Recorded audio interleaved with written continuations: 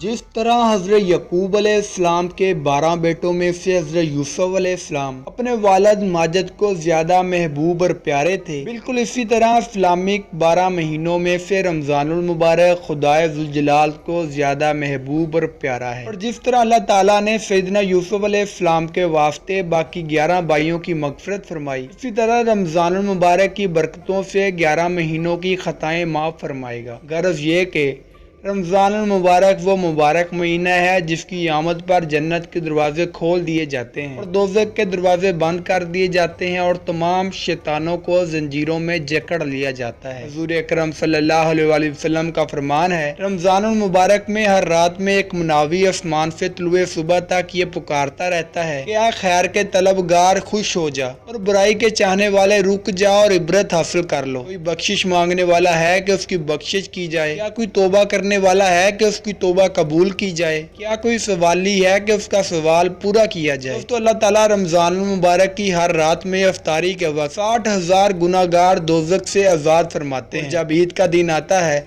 तो इतने लोगों को आज़ाद फरमाते हैं कि जितने तमाम महीने में आज़ाद फरमाए होते हैं। दोस्तों, अल्लाह ताला हम सब को रमज़ानुल मुबारक के तमाम रोज़े रखने की तौफीक अता फरमाए और इस बरकत महीने की बदौलत हम सब के तमाम सगीरा व कबीरा गुनाह माफ़ फरमाए, आमीन। दोस्तों, अगर वीडियो अच्छी लगे तो वीडियो को लाइक कमेंट ज़रूर करें और इस तरह की वीडियोस हासिल करने के लिए हमारे चैनल को ज़रूर सब्सक्राइब कर लें।